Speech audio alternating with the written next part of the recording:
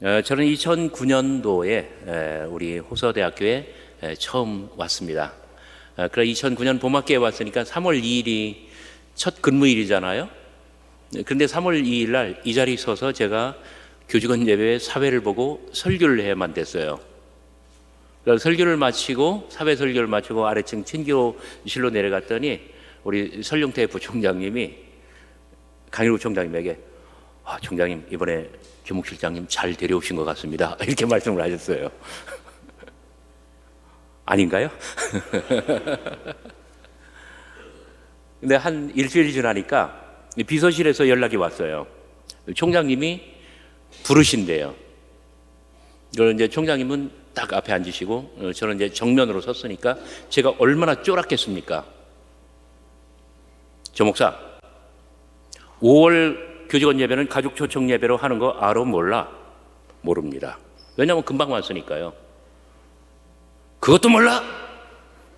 네, 모릅니다. 이 사람 이거 큰일 났네. 가족 초청 예배로 하는 거야? 네, 알겠습니다. 작년에 2008년도에 몇 가정이 왔는지 알아 몰라? 모릅니다. 그것도 몰라? 네, 그것도 몰라가 이제 계속 후렴이에요. 음악적인 용어로 말하면 이제 후렴이라고 합니다. 모릅니다. 이 사람 큰일 났네.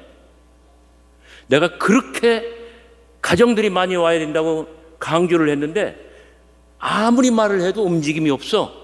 당일날 출근을 했는데 정말 너무 고요해. 그래가지고 집으로 전화를 걸었어. 그래가지고 이제 우리 유희숙 사모님이 이제 그때부터 움직이셨어요.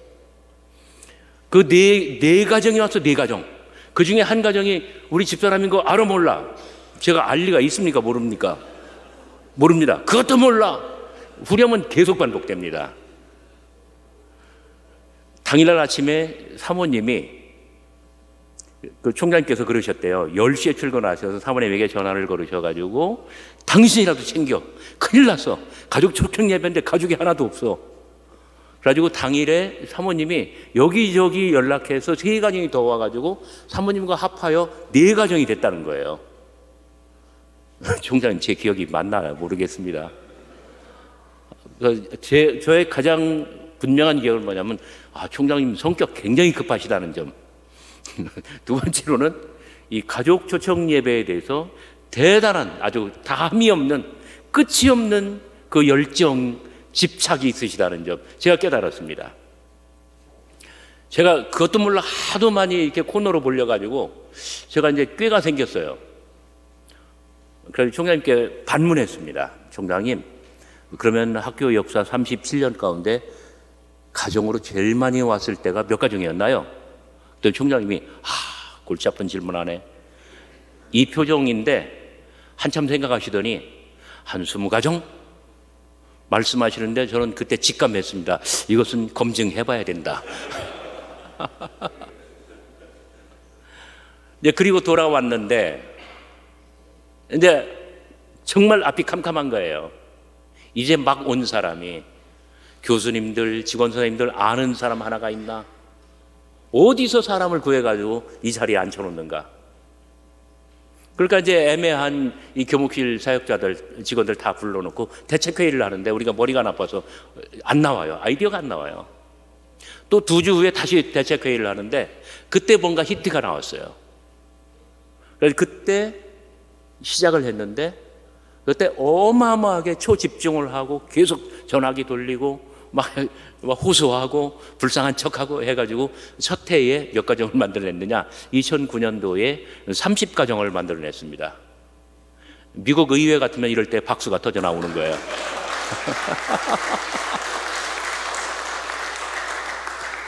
제가 겉으로는 웃고 웃으면서 말하지만 속으로는 바들바들 떨고 있습니다. 그때부터 근데 참 어려움이 뭐냐면 제가 아침 기도회 교수님들 또 만나는 교수님들 한 분 한 분 잡고 호소를 하면 이구동성으로 하시는 말씀들이 있어요. 내가 신임 교수일 때 막 다 나오는 거라고 해가지고 막 억지로 남편 그다음에 아내 데리고 왔다는 거예요. 근데 와 보니까 자기밖에 없다는 거예요. 아무도 환영도 안 해주고 누구랑 누가 와서 말을 거는 사람도 없고 도무지 부자연스러워서 몸둘 바를 몰라서 요즘 전문 용어로는 뻘쭘해서라고 말을 합니다. 그래서 못 견딘다는 거예요. 그리고 한 번 오면 아주 결심을 하고 돌아간대요. 일생일대의 결심을 하고 돌아간대요. 어떤 결정? 다시는 오지 않는다. 죽어도 안 온다. 이런 어떤 감정, 이런 분위기, 이런 문화를 어떻게 극복하느냐가 문제인 거예요. 요즘 오시는 분들은 그런 염려는 안 하시는데, 요즘 안 오시는 분들, 가족으로 안 오시는 분들은 여전히 그 걱정을 하시는 것 같아요.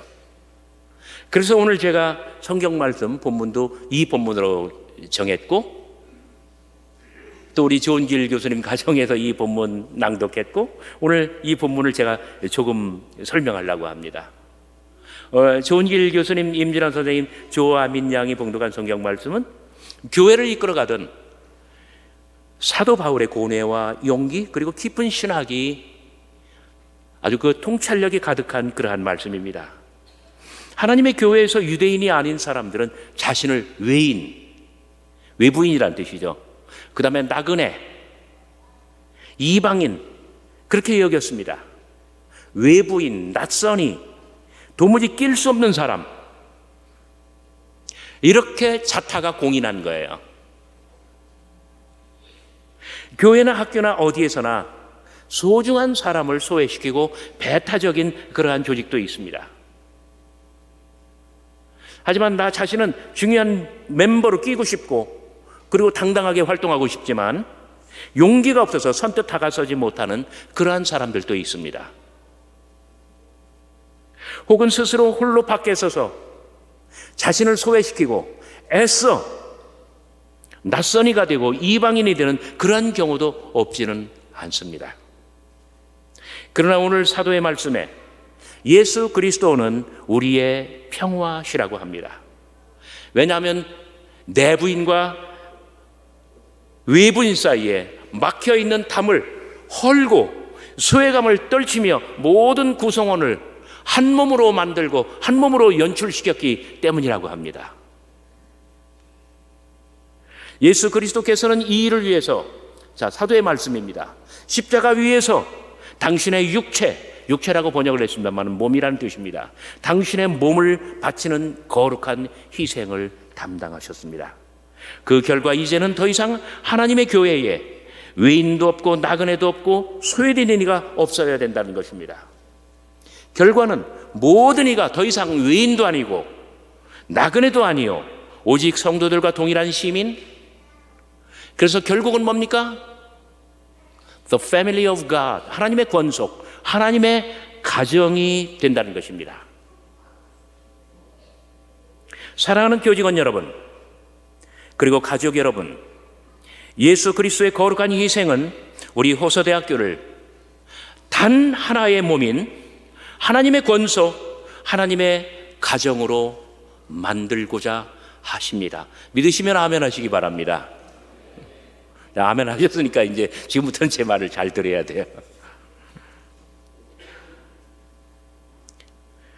그리스도는 우리를 하나의 몸, 하나님의 가정, 하나의 몸으로 만들려고 당신의 몸을 바치셨다는 것입니다. 우리 가족 초청 예배에 어떻게 이러한 이상이 구현될 수 있을까요?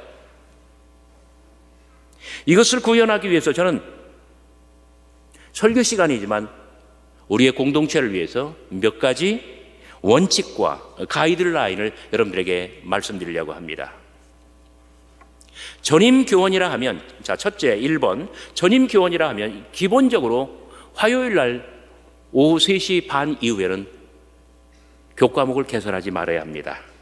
원래는 이게 잘 지켜졌는데 코로나 터지면서 유야무야 됐어요. 이것이 기본 질서입니다. 화요일 오후 시간은 비워놓고 한 달에 한 번은 교직원 예배를 드립니다. 교직원 예배가 없는 화요일 오후 시간은 단과대나 학과에서 중요한 회의, 중요한 모임, 중요한 행사들을 진행하면 됩니다. 자, 두 번째, 대학과 교직원은 월 1회에 있는 교직원 예배를 소중히 여기고 이 예배를 함께 만들어 가야 합니다. 평소에는 이 일에 시달리고 구성원 간의 긴장과 갈등도 없지 않지만 교직원 예배만큼은 모든 긴장을 풀고 갈등을 해소하며 모두가 그리스도의 한 몸이 되는 그러한 치유와 화합의 예배가 되어야 합니다. 세 번째, 5월 교직원 예배, 가족초청 예배는 대학과 구성원 모두가 기독교 대학 최고의 교직원 축제로 키워나갔으면 좋겠습니다. 모든 교직원들은 이날 예배와 축제에 나와서 그리스도의 한 몸을 연출하며 학교는 교직원 한 분 한 분을 보듬고 위로하고 격려하고 세워주는 시간이 되었으면 좋겠습니다. 네 번째, 어떻습니까? 적어도 100명 이상의 가정이 학교를 방문하여 캠퍼스 이곳저곳을 둘러보고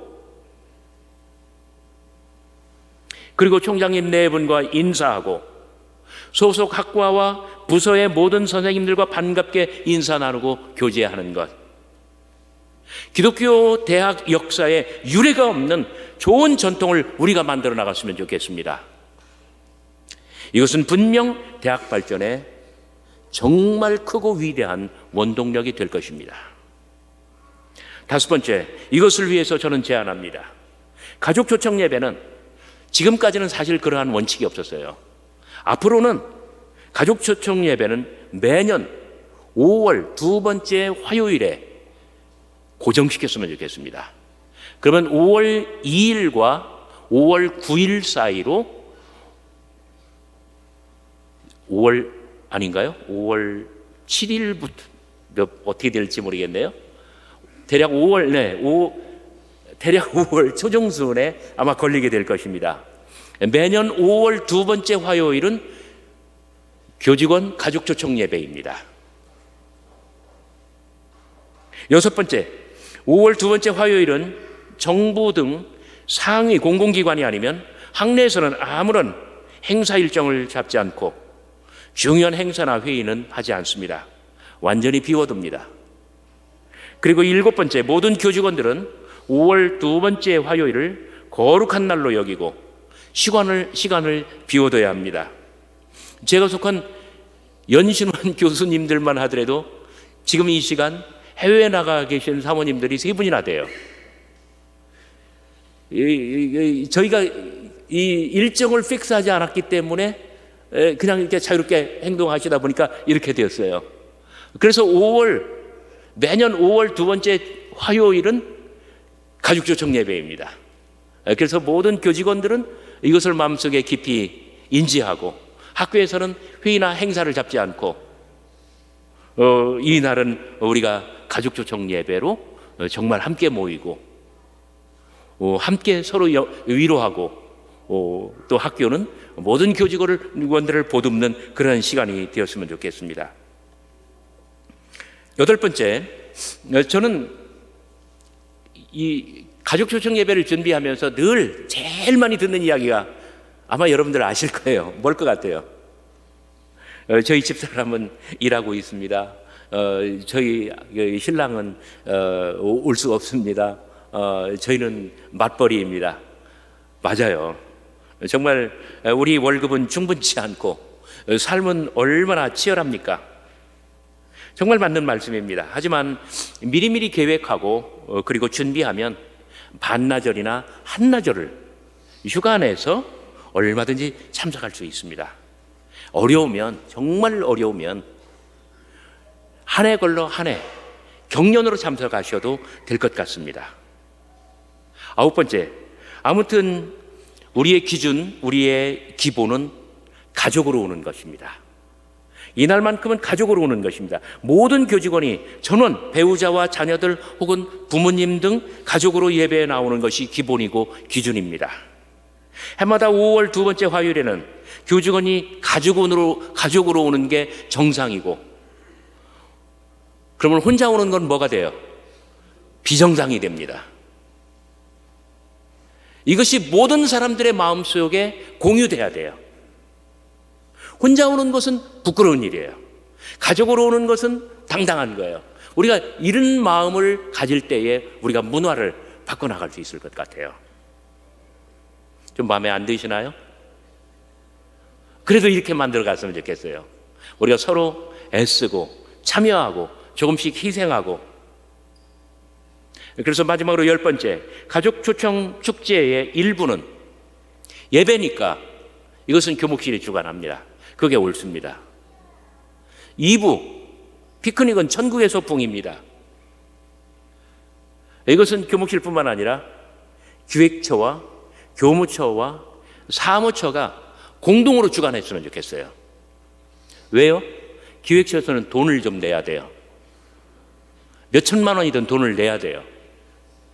교무처와 사무처는 각각 교원과 직원을 대표하고 또 이 관리하는 기관이니 함께 주관하면서 정말 우리 대학의 아름다운 교직원 축제로 이 가족 초청 예배와 소풍을 그렇게 만들어 갔으면 좋겠습니다.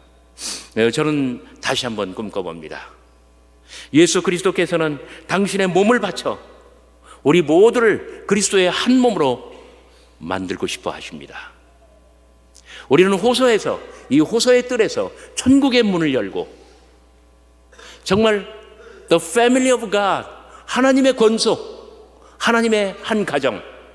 그래서 정말 흩어지면 지체지만 우리가 다 모이면 그리스도의 온전한 전체, 한 몸이 되는, 그래서 정말 학교와 구성원들이 하나가 되고 구성원끼리 서로 교류하고 교제하고 서로 위로하고 격려하는, 그래서 하나님의 아름다운 꽃동산이 되었으면 좋겠습니다.